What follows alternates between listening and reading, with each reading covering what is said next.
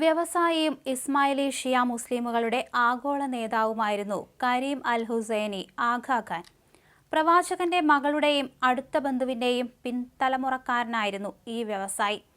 പേർഷ്യയിൽ നിന്ന് ഇന്ത്യയിലേക്ക് കുടിയേറിയ സമ്പന്ന കുടുംബത്തിന്റെ അവകാശി.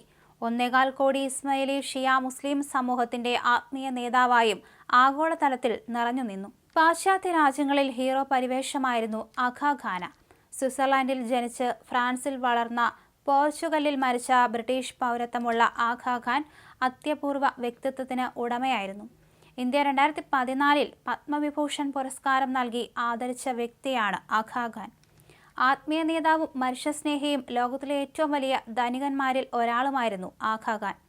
15 ദശലക്ഷത്തോളം അംഗങ്ങളുള്ള ഇസ്മായിലെ ഷിയ വിഭാഗത്തിന്റെ മതത്തലവനായിരുന്നു ഈ ബ്രിട്ടീഷ് പൗരൻ.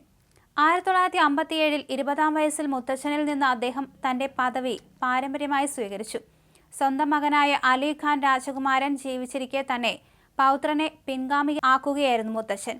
ഷാ കരീം ജനീവയിൽ 1936 ജനിച്ചു. സ്വിറ്റ്സർലൻഡിലും ഹാർവേഡിലും വിദ്യാഭ്യാസം പൂർത്തിയാക്കിയ ഷാ കരീം തന്റെ ആത്മീയ നേതൃത്വത്തിന്റെ തുടക്കം മുതൽ തന്നെ ഇസ്മായിലികളുടെ പ്രശ്നങ്ങളിൽ സജീവമായി ശ്രദ്ധ ചെലുത്തി. 6 ബില്യൺ പൗണ്ട് ആസ്തിയുള്ള ആളാണ് ആഗാ ഖാൻ. റേസ് ഹേഴ്സ് ഉടമയായ അദ്ദേഹത്തിന് 600ഓളം പന്തയ കുതിരകൾ സ്വന്തമായുണ്ട്. 5 ഭൂഖണ്ഡങ്ങളിൽ സ്വന്തമായി വീടുകളുണ്ട്.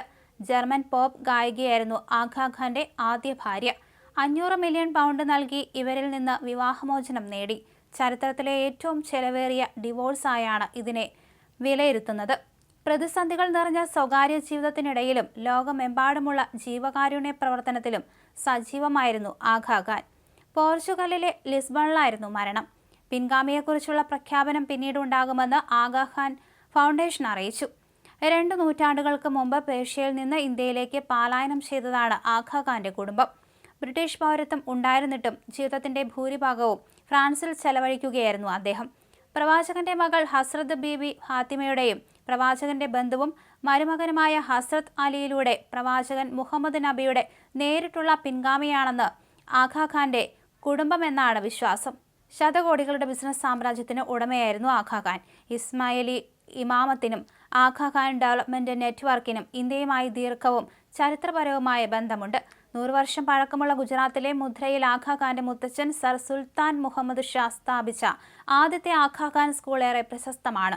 സാംസ്കാരിക പുനരുജ്ജീവനം, വിദ്യാഭ്യാസം, ആരോഗ്യ സംരക്ഷണം, കുടിവെള്ളം, ശുചിത്വം, ഗ്രാമവികസനം, ദാരിദ്ര്യ സമൂഹങ്ങൾക്കുള്ള ധനലഭ്യത എന്നിവയുൾപ്പെടെ രാജ്യത്തെ വികസന മുൻഗണനകളുടെ വിശാലമായ മേഖലകളിൽ ആഗാ ഖാന്റെ സ്ഥാപനങ്ങൾ ഇടപെട്ടു. വമ്പൻ ആശുപത്രികളും കൊട്ടാരങ്ങളും ഇവരുടേതായുണ്ട്. ഈ സേവനങ്ങൾ മാനിച്ചാണ് രാജ്യം പത്മപുരസ്കാരം നൽകിയത്. ഇന്ത്യയിലേക്ക് പലപ്പോഴും ആഗാ ഖാൻ വന്നിരുന്നു. കരീം ആഗാ ഖാൻ രാജകുമാരൻ 2018 അന്നത്തെ രാഷ്ട്രപതി രാംനാഥ് കോവിന്ദുമായി കൂടിക്കാഴ്ച നടത്തിയിരുന്നു. ഇസ്മായിലി സമൂഹത്തിന് അദ്ദേഹം നൽകി വരുന്ന നേതൃത്വത്തിന്റെ വജ്ര ജൂബിലിയിൽ രാഷ്ട്രപതി അദ്ദേഹത്തെ അഭിനന്ദിച്ചു. മനുഷ്യരാശിക്ക് വേണ്ടി നന്മ ചെയ്യുന്നതിന്റെ തിളക്കമാർന്ന ഉദാഹരണമാണ് രാജകുമാരൻ എന്ന് രാഷ്ട്രപതി പറയുകയും ചെയ്തു.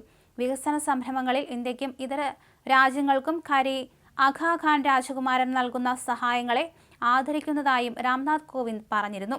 സ്വച്ഛ് ഭാരത്, സ്കിൽ ഇന്ത്യ, പൈതൃക സംരക്ഷണം, സ്ത്രീ ശാക്തീകരണം, ഗ്രാമീണ മേഖലയിലെ വരുമാനം ഉറപ്പുവരുത്തൽ എന്നിവയുമായി ബന്ധപ്പെട്ട കേന്ദ്ര പദ്ധതികളും ആഗാ ഖാൻ ഡെവലപ്മെന്റ് നെറ്റ്വർക്കിന്റെ പദ്ധതികളും പരസ്പര പൂരകങ്ങളാണെന്നും ഇന്ത്യ തിരിച്ചറിഞ്ഞിരുന്നു.